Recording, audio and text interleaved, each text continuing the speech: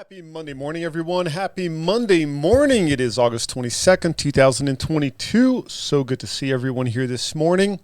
I've got a little bit of a different headset this morning. I took my monitor with me to the house this weekend, and I completely forgot it at home. So I've got to use my backup headset, which I like the monitor so much better. But here we are. Happy Monday morning. How's y'all's weekend? Good weekend, everyone. How was the weekend? We have Allison is here. Good to have you here, Allison. We've got B is in the house. Brianna, Kathy. Who else do we have here? Kelly Sealer's about to join us. We've got Mike Bennett about to join us. We've got Brianna, Kathy, Cecilia looking great. We've got Kong also over video looking great. We've got Christina Haverty, David Mercedes. We've got Eddie Cruz, Aaron Dunnigan, Farrah Harold, Kelly once again. We let Kelly in. We've got Kimberly. We've got Kristen. Christina Ainsworth is here. We've got Liz, Mark, Melanie Price, Mike Bennett just joined us, Manira, Oliver Hall, and we've got Rob. You all, let's go ahead and just welcome Rob. Rob joined us here last week. Rob is a new addition to the team. We are super excited, Rob, to have you on board. I believe this is your first Monday morning touch point, so super excited that you are here. Welcome to Team Price. We look forward to helping you thrive in real estate. Who else do we have? We've got Robert is here. Robert, good to have you here. Robert's working on you've got like a lot of things cooking, Robert. I'm really excited for you. You've got, listings, all kinds of things. Robin is here. Good to have you here. Charmine, looking good, Charmine, on your picture right there over Zoom. Excited to have you here. Aaron is here. Oliver Hall just joined us. Y'all, Jack Marshall is also here, so good to have you here, Jack. How y'all doing? Nicholas about to join us. So can someone unmute themselves? Someone has to share something that you're grateful for. I refuse to start the meeting this morning unless we have one person needs to volunteer to share something that you are grateful for this morning. I'll share. Love it. Thank you, Rob. Please. Well, I'm definitely grateful for joining Team Price. I think I found a brokerage that I've been looking for, one that's obviously has a lot of training and development, but I feel that's also invested in my future, not just making money, but as a person as a whole. So definitely thankful for that. Man, I love it. Thank you so much, Rob. Thank you for the kind words. And we are absolutely grateful for you, grateful that you're part of the team. And we're grateful for you to contribute towards the team. Every person that joins Team Price, I am a believer that we as a company, we are missing something unless you contribute to the team, each and every person here. So we are grateful that you're part of the team. And yeah, we are absolutely committed not only to your success in real estate, but your success in life. So we're super grateful that you started the meeting expressing your gratitude. Y'all, Monday morning touch point, super important for us because that puts us in a position of understanding the market and understanding what is happening here with the market. Let's go ahead and take a look at some of the things here. We've got leading market indicators and also lagging market indicators that we're going to be looking at. And here we have the new price increase, price drop, and back on the market, active under contract, pending, and whatnot. So let's go ahead and take a look at everything. So first thing we're going to do is take a look at open house. The reason why I always update the open house first is because it's a different screen on Matrix for us to update open house. And there were, from the 15th till the 22nd, oh my goodness, 3,166, 3,166 open houses this weekend or the past week, 3,166. And we're noticing that this is actually going down. So we crossed the 3,000 mark back July 4th. We hit a peak of 4,892, and then we've got 3,166. I would say this, school started. School started. That's the main reason. This happens all the time, so school started. Now, let's take a look at new listings. We're noticing something really interesting on new listings. Less new listings coming in the market. Let's just see if the data supports that. See what's going on right here. So first thing we're going to do is go on Matrix, take a look at property history. And I always look at the 6-county area. 6-county area is going to be Travis, Williamson, Bastrop, Hayes, Caldwell, along with Burnett counties. The change date is going to be from the 15th until the 22nd. Keep in mind, you all, this information is going to be updated again on Wednesday, again on Friday. So I update this information 3 times a week, Monday, Wednesday, and Friday. The information that we're reviewing right now is not complete because the day has not ended, but it's close enough. So we are looking, new listings, residential, 883. 883 new residential listings. It's a pretty significant drop, especially when you look at just 2 months ago, we were at 1505. Now, a lot of that is seasonal, but we're going to compare this week or this past week to the same week last year. Let's see what's going on with that. But let's keep on updating everything. Let's take a look at price increases, and we're at 181 price increases. This is surprising because last week we had 128 price increases. Right now, 181. Now, let's take a look at price decreases. Last week we had 1,813. Now, take a look at the number of new listings. That plummeted from 1,121 to 883. What do you think happened to price decreases? Do you think it went down? Do you think it went up? Last week, 1,813. Let's get some guesses going over chat. Okay, so we've got up, we've got down. Let's throw some numbers out there. What do y'all think? 1,813 last week. What do you think? Price increases actually went up, but new listings plummeted. Okay, so Melanie Price is coming in at 1,763. Let's get 2 more guesses, and then I'm going to put the figure right there. We've got 1,653 Aaron, and we've got 2,003 Brianna. The exact number is 1,937. 1,937 price decreases. So 91%. 91%. So that number's trailed down a little bit. It's the lowest number that we've had since July 11th through July 18th. That was at 90%. We're at 91%, but the only reason we're at 91% is because the number of price increases went up to 181, which is really fascinating. Was not expecting the number of price increases to go up from 128 to 181, but I'll say this.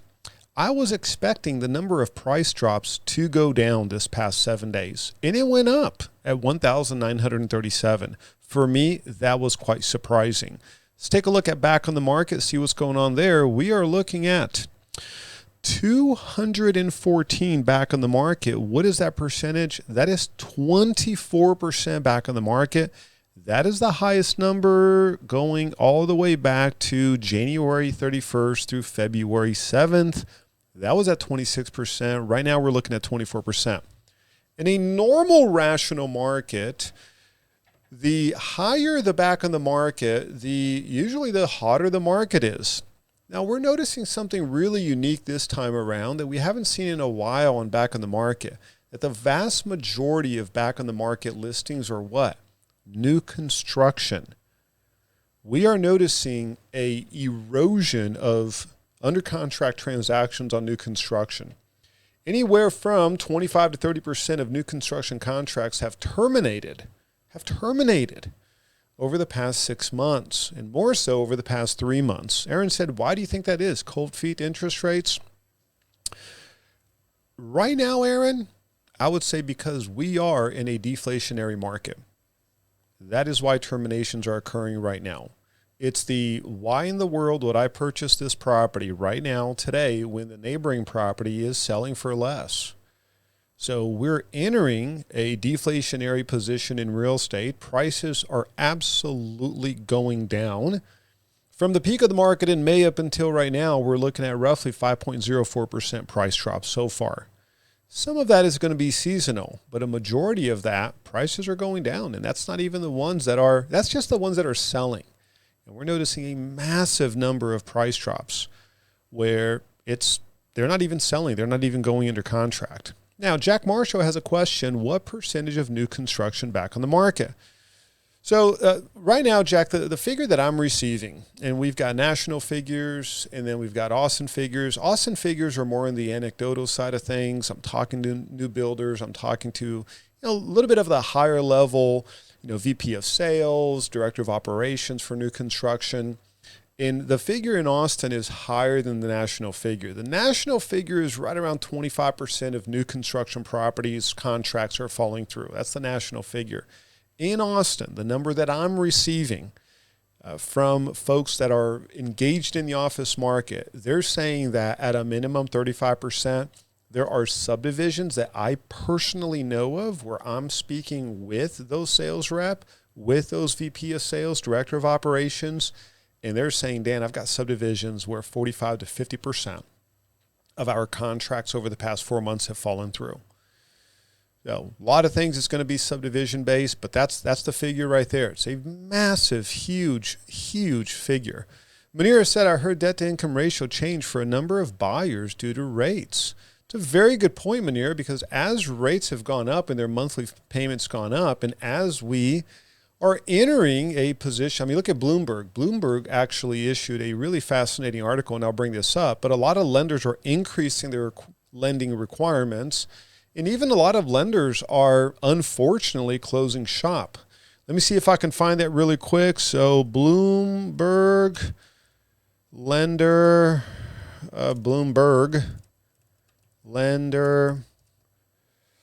closing. Hopefully it'll bring up. So we've got right here, perfect, 3 days ago. And I do have a subscription from Bloomberg, so we can take a look at this entire article.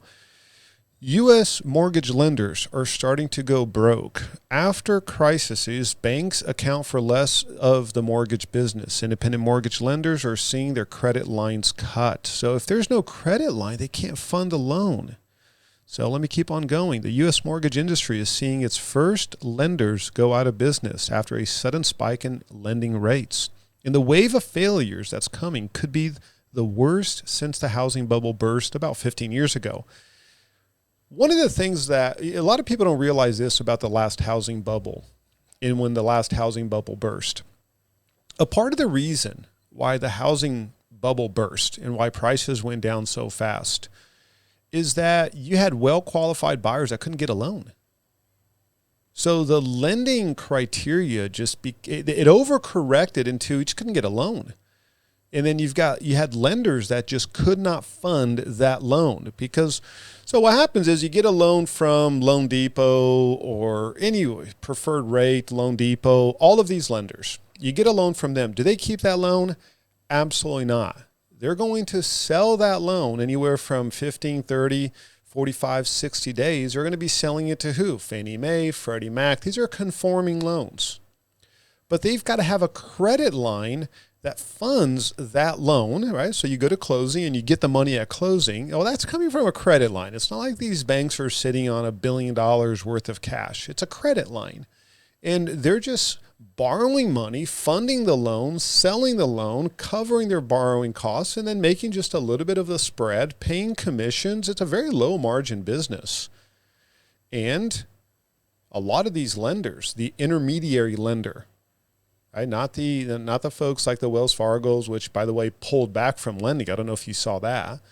Let me see if I can find that article. Wells Fargo pulls back on mortgage lending. There we go. So that was an article from 4 days ago. Wells Fargo pulling back from mortgage originations. So you also have some of the big banks saying, I'm just going to pull back. I'm not going to fund mortgages anymore. Because their concern is that they're going to be left with a note that they can't pass it on to Fannie Mae, Freddie Mac, and now they're left with a mortgage instrument up against a depreciating asset. So you've got well-qualified buyers that all of a sudden can't get a loan. That right there is what escalated the drop in price, because the lending, so you got interest rates going up, lending requirements going up, and then lenders pulling back. And we are now starting to see that happen. It's a big warning sign for us in the industry, which is why we absolutely have to partner with very good lenders that we know are going to be around. If you are seeing a rate sheet from one of the lenders that we are publishing, whether it is, Josh Hanley or Preferred Rate, we've got Robert, we've got Leslie, we've got Scott. These are lenders that this is their career. They're not trying lending and then I hope it works out, but if it doesn't, I've got plan B. No, they're like us, right? This is their career. and they're going to make it work, and they're going to serve your clients, and they're going to serve you. That's the importance of partnering and trusting really good lenders. Kong said big banks took the government bailout and wouldn't loan the money to buyers. Bingo. That's a very good point. That's exactly it. Kong, they just wouldn't lend the money. So buyers just couldn't get money because the banks wouldn't lend the money. They increased their qualifying criteria so much that people just, well-qualified people just wouldn't qualify. And, last time around, we started noticing double appraisals. We're not there quite yet. I would say wait about 6 to 9 months, and we're going to start noticing double appraisals where the bank will do a preliminary appraisal, usually 10 to 15 days into the contract, and then they will do a verification appraisal anywhere from 3 to 5 days before closing. As prices in neighborhoods start going down, last time around, we noticed banks doing that, a verification, and not a full-blown appraisal, but in between a BPO, a broker price opinion, and an appraisal. And then if the prices went down, that in even it's 3 days before closing, 5 days before closing, the bank says, hey, we just did another evaluation on that neighborhood. Prices went down 3%, 2%, 1%. So we need you guys we're only going to lend based on this new value, or we're going to outright deny the loan. So we're not there yet. Don't know if we're going to end up being there in the next few months. I wouldn't be surprised if we didn't end up there in the next few months, but I'll certainly let you know if I hear anything about banks requiring double appraisals. Okay, so let's keep on going right here. So you can read this entire article and you can see mortgage market slowing down. You can see this ratio. So it's a really interesting article, fascinating article, but we're noticing, look at First Guaranty employed 600 people. They filed for bankruptcy in June, made about $10.6 billion in loans last year, according to court records. They fired 471 workers, and that was First Guaranty Bank. That's a Texas bank, isn't it? Yeah, that was a Texas bank. Wasn't it? First Guaranty Bank, isn't that a Plano? First Guaranty, yeah, that was a Plano bank. So there we have it. Texas Bank, Plano Bank files for Chapter 11th, laid off a few hundred people. So these are the early warning signs of lending criteria increasing. Aaron Denigan said, did you hear about Keller Williams layoff? Yeah, absolutely. Right before their mega camp. This is their 4th round of layoffs, as a matter of fact. So they've already had 3 rounds of layoff. This is now their 4th round of layoffs. And as a matter of fact, because you brought it up, Aaron, I'll go ahead and just show you right there the link. So here's the link, and we've got 4th round of layoff hits. Keller Williams ahead of Mega Camp. It was 23 staff members on Thursday, making it the 4th round of layoffs since October of 2021 because of a choppier market. They're bracing for a choppier market. So yeah, absolutely. Without a doubt. Now, another interesting thing, a lot of folks are trying to use the whole 2006 comparison or, how does this compare with the previous one? Well, let me show you a graph here. And y'all, this is not meant to bring forth any sort of fear or anything like that. This is meant for us to be educated and for us to realize what is going on. And this is the rate of change. This is the net 6-month rate of change for existing home sales. And you've been hearing me say this. You've been hearing me say the demand destruction. If a property doesn't go pending, it doesn't sell. That's why we've been able over the past few months to be ahead of the curve, or we've been saying sales are going to go down because we are interested in leading indicators, not just lagging indicators. That once the lagging indicator like a sale happens, it's 3-month-old news. This is the net 6-month change in existing home sales going back all the way to 1999. In the recent 6-month decline, or the slide in existing home sales, beats the previous decline. What took 9 months in 2007 occurred in 6 months in 2022. So the net 6-month change in sales, it took 6 months in 2022, and it took 9 months in 2007.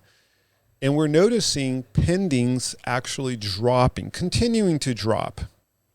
So, there's the data. There you have it. So let's keep on taking a look at the new listing to pending ratio. Kong said if enough companies lay off workers, bracing for the recession will cause the recession.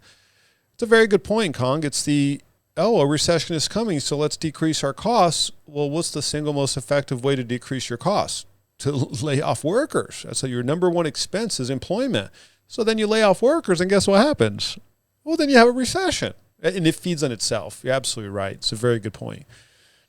And I would say that the demand destruction that's happening, it's happening really across the board. Take a look at what's happening with Target. Target revenues dropped by 90%, and they've got so much stuff that they're trying to liquidate. It's crazy. You can get a TV right now at Target for close to nothing because they have to shed inventory. They've got to get rid of inventory.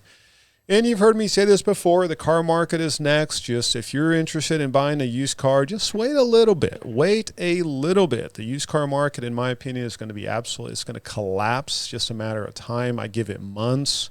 The repo lots are absolutely packed. And soon enough, they're going to have to send those cars to auction because it's going to cost too much money to store those cars. Kong, you've got a comment. Please go for it.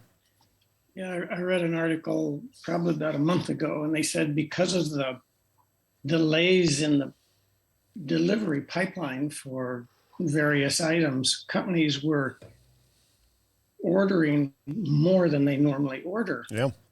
And they were predicting this whiplash effect that they would be delivered and they would have more inventory and they'd have to reduce prices to sell this oversupply. And it would cause prices to go down. So it's kind of a whiplash. Bingo. That's exactly what's happening, which is what's happening with new construction. Right? Builders are like, oh my goodness, we don't have enough inventory. So let's build because people are coming. This is amazing. It's never going to stop. And then all of a sudden they're like, whoa, wait a second. We're all the buyers. But then all of a sudden we've got this massive pipeline of new homes that are going to hit the market here over the next few months. And the buyers are gone. I took Gail over to a few subdivisions this weekend. And I'm previewing a lot of new communities. Every weekend, I spend about 2 to 3 hours previewing primarily new construction, primarily new communities. And have y'all been to new communities lately? I mean, what are you noticing? What are you, house after house after house after house of what? I mean, they're going vertical and builders are building as fast as they possibly can.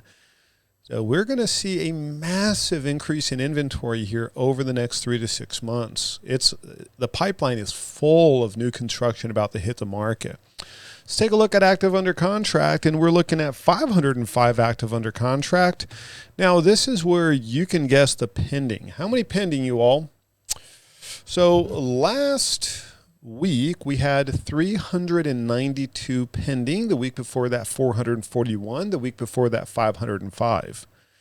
So I want 10 guesses. We need 10 people. We've got 325. Cecilia, thank you for being the number one guess right there, 325. So we've got 1 down, 9 to go. We've got 2 down, 8 to go. We've got 316. Kimberly, we need 10 guesses. We've got 347 to 96.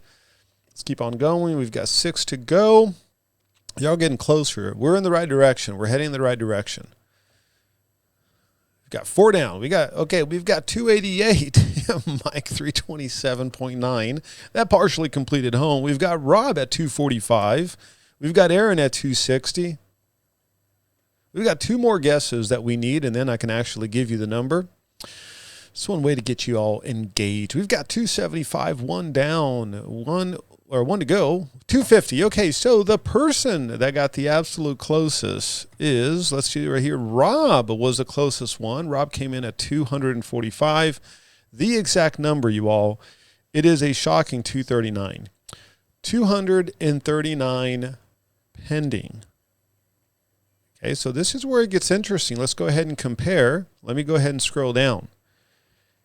So we had a drop of 19.4 listings. So we've got 19.4 less listings August 15th through August 22nd, 2022 versus August 16th through August 23rd, 2021. So the number of new listings, look at that, 3 weeks ago it dropped by 1. Last week it dropped by 93. So far this week is down 212. So we're now to the point where more new listings enter the market last year over the past 3 weeks than this year. Isn't that crazy?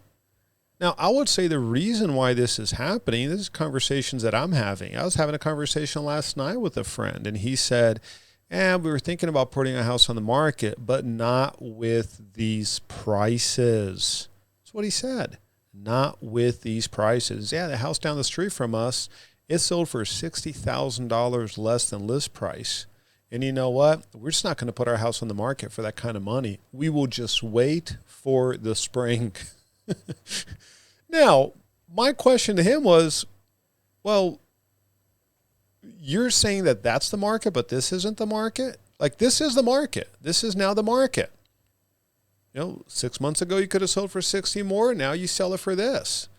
And I asked, well, what do you think is going to happen this spring? And his comment was, well, I mean, if enough people don't put their houses on the market, well, then we'll probably have less inventory by the spring and prices will go back up.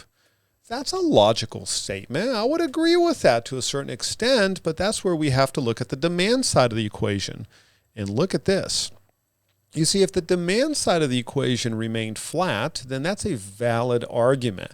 Less new inventory coming in the market, same level of absorption, equals less inventory. And then over time, less inventory equals higher prices.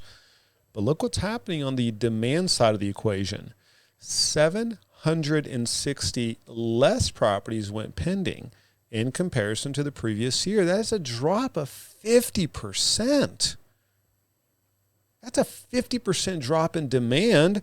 So even though the drop in inventory or new listings was 19%, the demand is more than double that. And look at the previous week. So this week, this number is going to go up. This number is going to, or go up, meaning the number of pendings are going to go up, which means that these are going to go down. These numbers will absolutely go down. They'll settle around the 40%.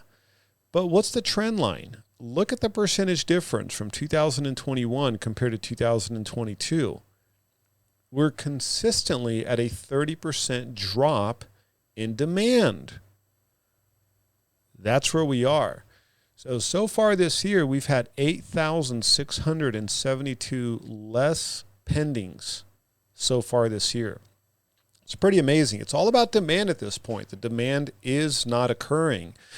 Let's take a look at the graph really quick, and we are well under that 0.75. We're bouncing up and down between that 0.5 and the 0.75. We're not quite reaching that 0.5. We're not quite reaching that 0.5. So this puts us in that tangible increase in inventory. We're still not in the substantial increase in inventory. Substantial increase in inventory requires that we be right around here. The second we hit that 0.5, go to 0.47, boy, now we're talking about a massive, massive drop in market activity. I mean, it'll make what we're experiencing now nothing. Once we reach, or if we ever reach that 0.5, 0.75, it's going to be, that's where demand pauses overnight, more so than what we're experiencing right now even. So let's take a look at the month, and we can see, Christina says, do you think that we will go there, 0.5? I do. I really do. 100%. I do. Wouldn't say that to a client because it's a guess. So you say, do you think? Yes, 100%. If we take a look at 100%, take a look at the total pendings, and this is where we look at the total pending properties. So the projection, or last month, we had 3,799 pending properties. That's the lowest since 2012. And this is where we've got the pending to population ratio, because we have to take into account population density. We've got more people in the Austin area now than we did back in 2012. So when I divide up the pending based on the population, the ratio is 1.59. And Christina, take a look at this. That puts us right here. Right? So that puts us right in between 2009 and 2010. So my point is this, that we're not in 2010, we're actually in 2008. Right? We're just getting started. So we're just getting started, and that ratio is 1.59. The last time it was 1.78. And now that ratio is 1.43. So we're just getting started. So I would say yes. There's nothing that I can see right now, Christina, that makes it to where we're not going to be there. Aaron Dunnigan said, can you explain the population adjustment? Yeah, absolutely. So our area right now has roughly what? This is how I do this. I'm going to show you the rest of the spreadsheet right here. This is the rest of the spreadsheet. There are 2.388 million people in the metro area, but back in 2009, there were 1.66 million people. Right? Back in 2010, there were 1.7 million people. So we have to adjust that. It doesn't, when we say, well, if we look at this number and say, well, there are 3,404 pending properties. Well, yeah, but we've got 600,000 more people in the area.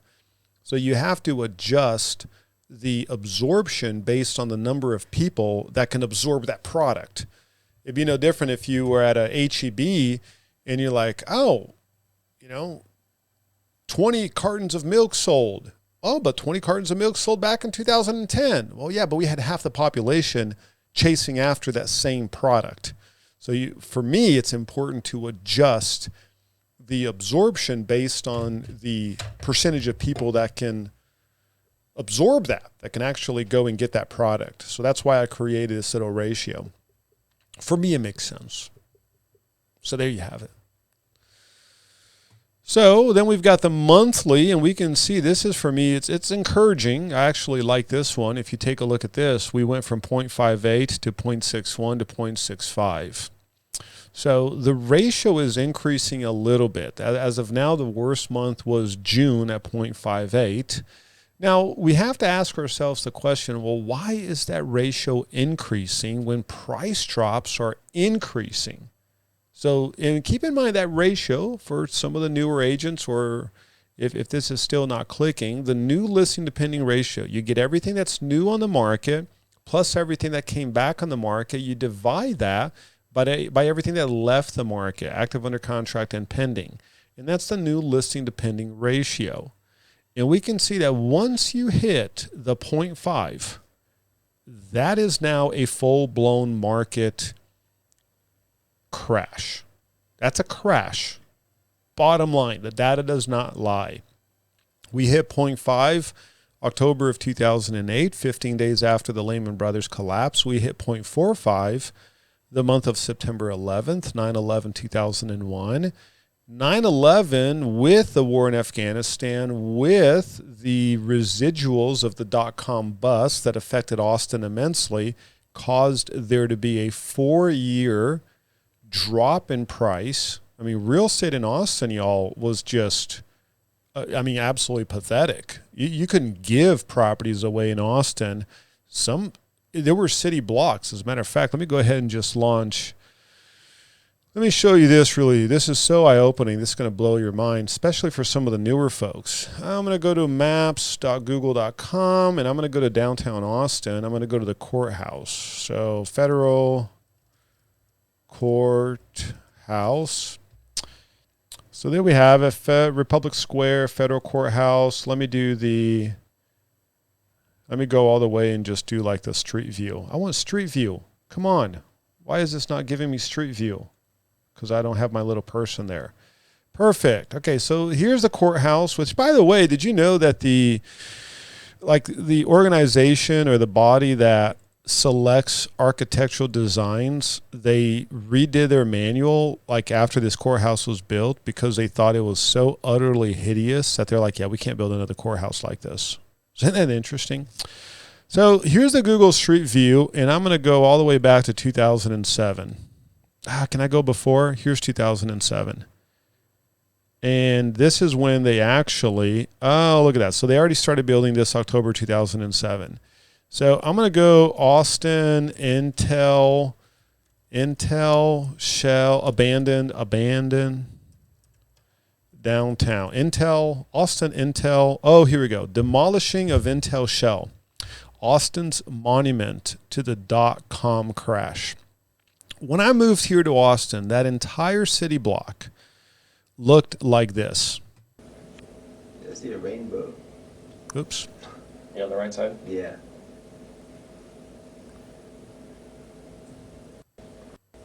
There's the... Oh, dirty. Yeah. Damn. And there it goes. Yeah. Fucking A. Oh, didn't mean for that to come out. I'll have to edit that out. Didn't realize they were going to be using that kind of horrible language. I'm going to do a dislike just because of that. Right. So this was back on February 25th, 2007. And this was the Intel shell. Now, some of the long timers in Austin, do y'all remember that Intel shell? It just sat there for how long? Like 3-4 years. And Intel gave that entire city block as a write-off to the government because no one would pay for it. No one would buy it. No one would buy it. They're like, hey, we don't want to spend the money demolishing the shell. Like, we just want to write this off as a loss. You can have it. And they wrote that off as an expense, as a loss. That's $100 million piece of property right now. $150 million piece of property. Isn't that crazy? They couldn't give that away because whoever bought that had to develop. That was the issue. The issue was, hey, Joe John, Dan Price can't just buy that and sit on it for 10 years and then make $100 million. No, the city was like, hey, whoever buys it needs to develop. We don't want an abandoned shell of a building here. So finally, they brokered a deal where they just gave the property, took the write-off. Imagine a city block that no developer wants. Crazy. And that right there was the Intel shell. The early 2000 .com crash and its impact in Austin 15 years later. Pretty incredible. Amazing that that even happened.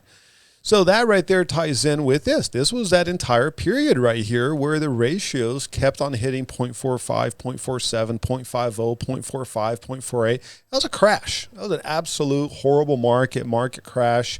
I moved to Austin right here, May of 2004, and I was stunned on what you could get. I had friends that bought lakefront property, half-acre lakefront property down towards Steiner Ranch, a place called River Ridge, for $50,000.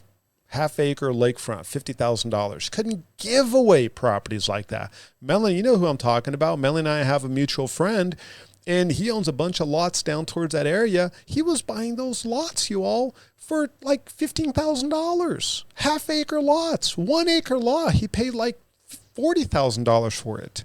Crazy. Well, that's what happened back then.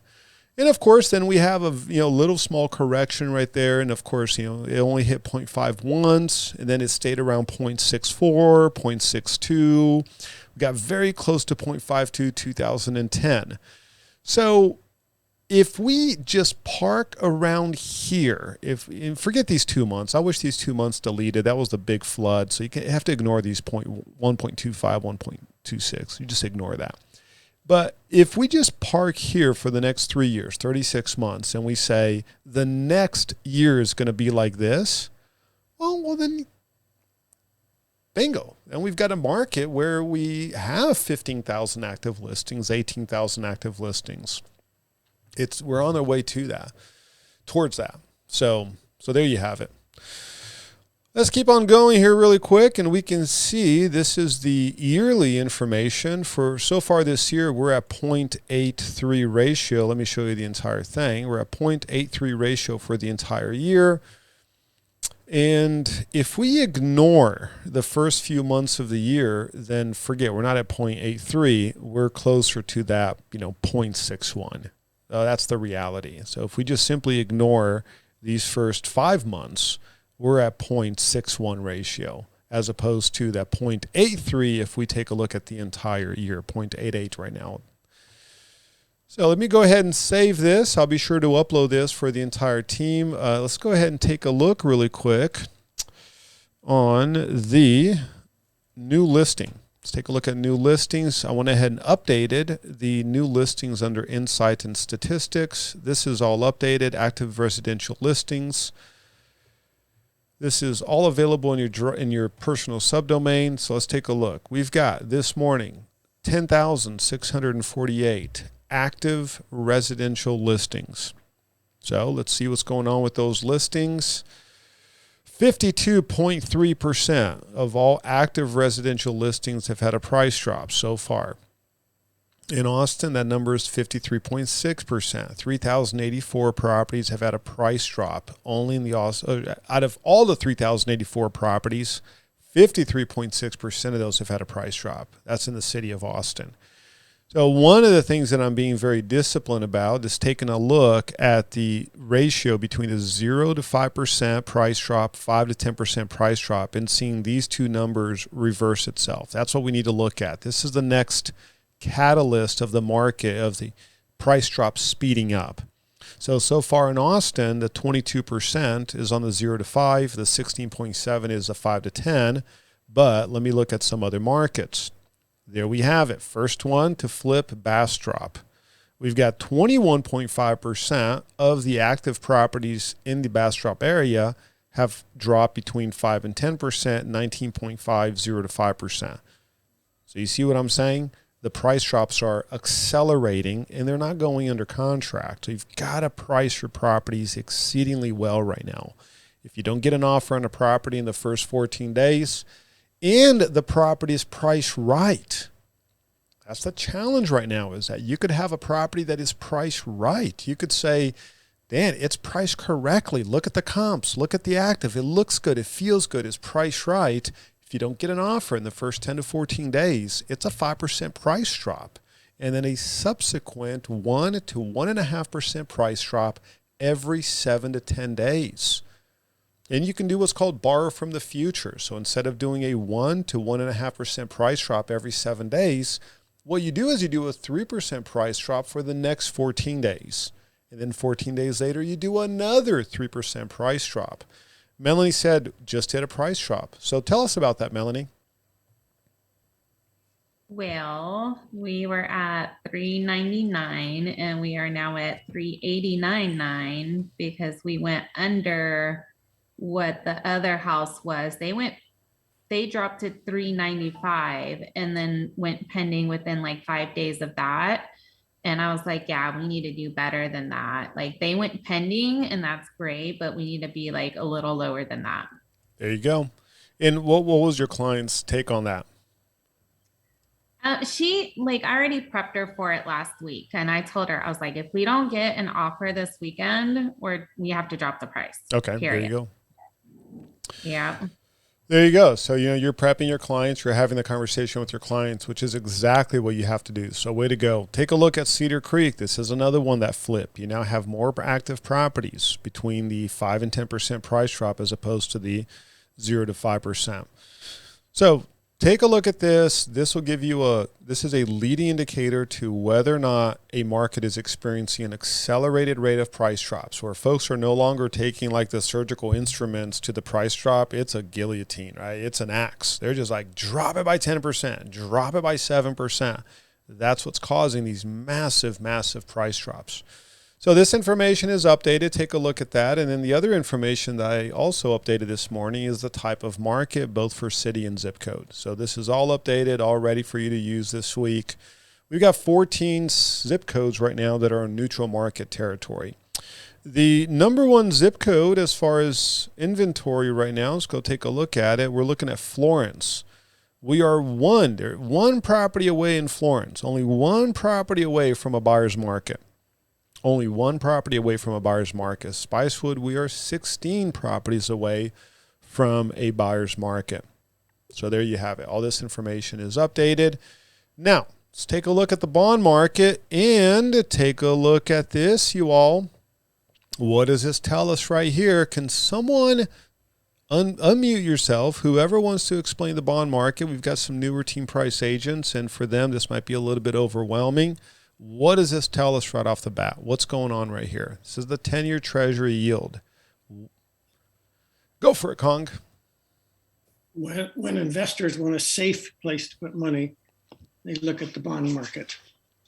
And the current rate on that is 3.05. That was just an hour ago. Yeah, so take a look at that. So yields are actually increasing on the bond market. So if the yield on the bond market is increasing, then does that mean that demand for the Treasury is going down or going up? Well, demand is going down. Going down. Bingo. So demand is going down. They have to offer more money to get people interested in it. Yeah, that's exactly it. So we've got some inflationary concerns that are back, right? That's what's going on. Folks are like, wait a second, maybe we have not reached peak inflation. We had horrible, horrible news from Europe, primarily UK and also Germany. Horrible inflation news from UK and Germany. China's not doing well at all. Some pretty bad news from China. And then folks are saying, well, maybe we do not have peak inflation. So you've got a pullback on the 10-year Treasury. It correlates with mortgage-backed securities. We've got a pretty dramatic pullback in mortgage-backed securities. Let's take a look at UMBS 5.0 and take a look at the price over the past 5 days. It's gone down quite a bit. Bottom line, we're looking at rates of 5.625 this morning. If this continues, and I like looking at the 10-year Treasury because we're looking at trends. If this continues, 6% by the end of the week.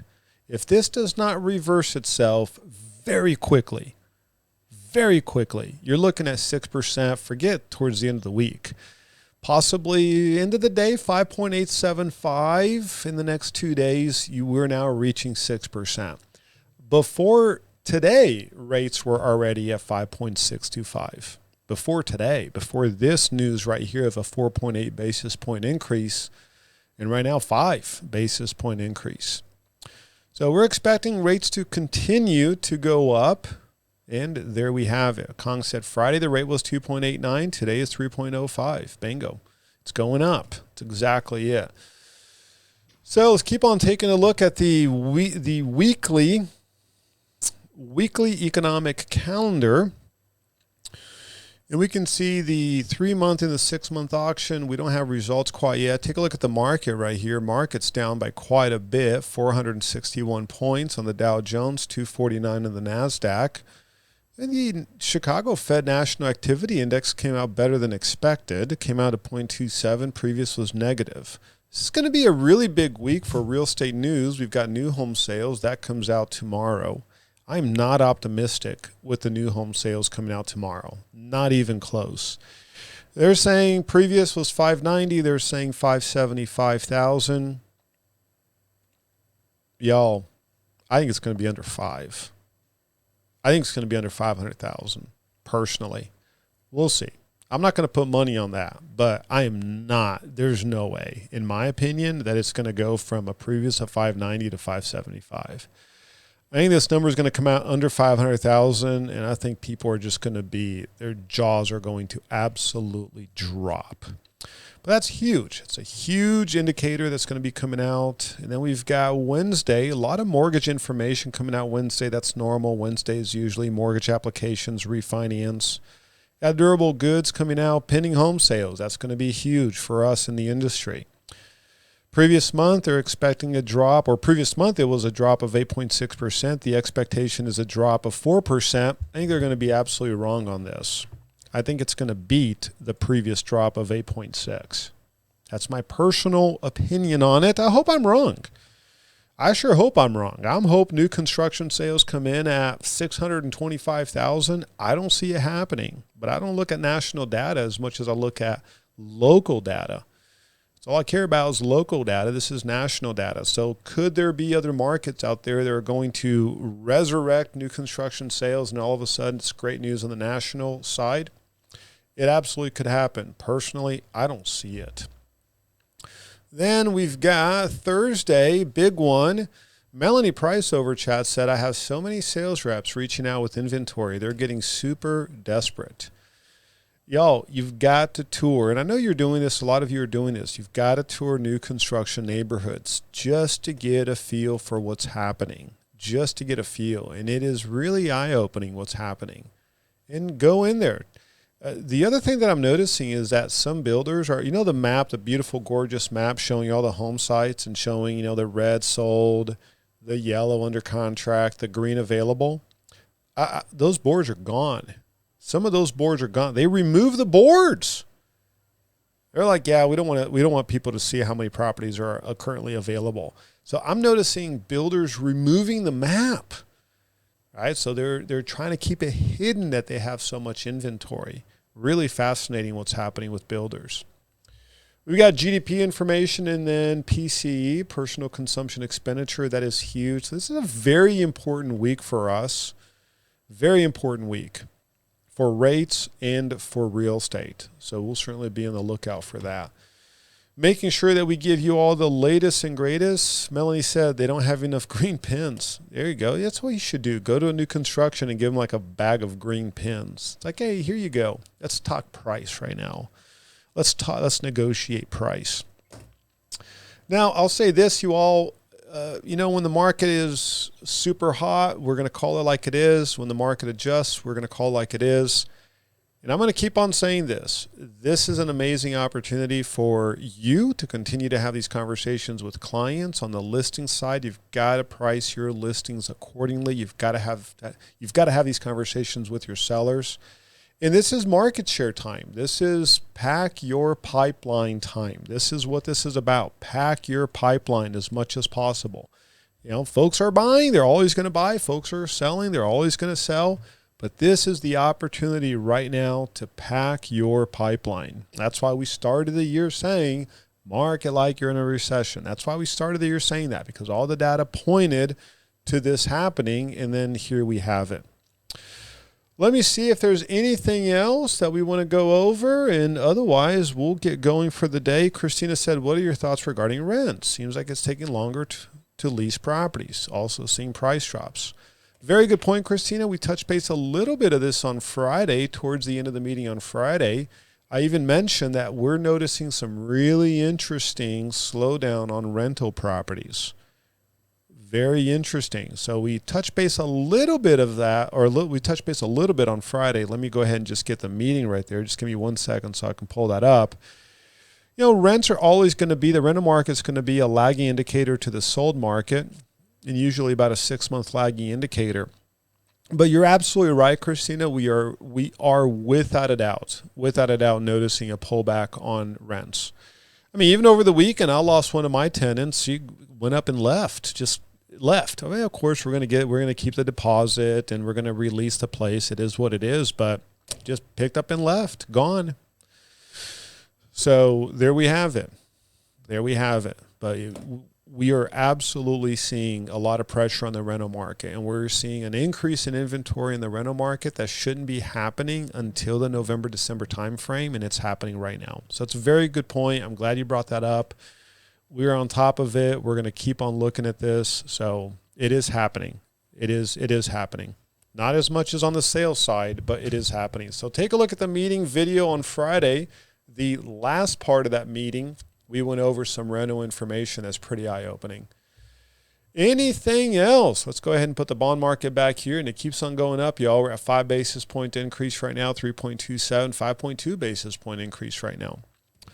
Anything else? Questions, comments, concerns, criticisms, complaints, anything else? Anything else? Thank you, Christina. Super appreciate you being here. Dan, I have something. Yes, please. I heard, or I think it was last week, somebody said that we lose about 1% of our housing all over the nation every year due to they get too old, or they burn down, or they get hit by lightning, or they're destroyed and made into commercial. So about 1% of the housing market disappears. Interesting. And he said, but my question is, he said that we right now have the lowest ratio in 30 years of housing to population. Would you agree with that? Well, I'd have to look at the data, Kong. I certainly would have to look at the data. Now, I'll say this. We are noticing more multi-generational living in the past 5 years than we've seen in the past. right? Because the cost of living has increased dramatically over the past few years. So more and more folks are roommates. I remember 5 years ago, I started noticing lease applications with a ton of roommates. So they've adjusted the ratio between population and housing.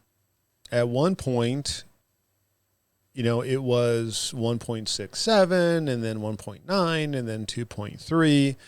So they continue to adjust that. But I'll definitely take a look into that and see what the ratio is in the Austin area. I've got the data. The data is available. But if you find that article, send it over to me. I'd love to read that article and look at the data and validate that. I've never heard of that 1% figure. The 1% of housing gets kind of removed from the forever market. I've not heard that figure before, but certainly. Now, I think the question that I would have is it a forever removal or a temporary removal? All right, we had a house burned down in our subdivision, lightning strike. Well, but it was decommissioned for a year and then it was rebuilt. So how many of those are rebuilt? I mean, especially when it's something like fire or something like that. So it'd be interesting to look really, really closely to that data and just see where that person is coming from. So I do not think that this country has a housing shortage.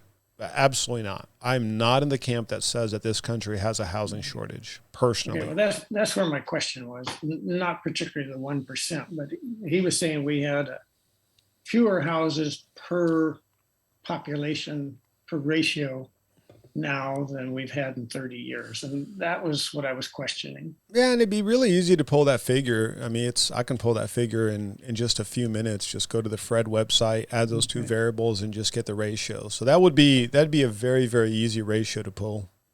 And I'm happy to do that. Yeah, absolutely. Yeah, I don't see us having a shortage of residential properties in the nation. I personally don't see that. Certain markets will always have a shortage of residential properties, primarily because of zoning stipulations. You take the San Francisco market. San Francisco, even 20,000 people could move out of San Francisco and it's still going to have a housing problem because they just don't allow anything to be built there. And they never will. It'll never change. So place in Monaco, take Monaco. Well, Monaco is always going to be desirable. You're landlocked and you can't build.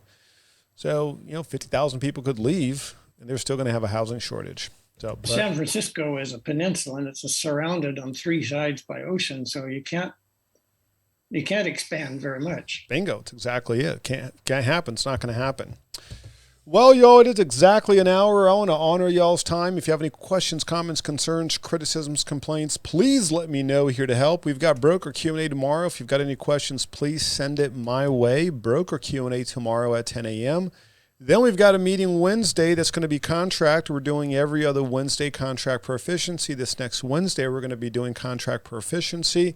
The next Wednesday, by the way, is going to be a live meeting here at the office. But then we've got the meeting on Friday. So let me go ahead and stop the recording right here on 3, 2, and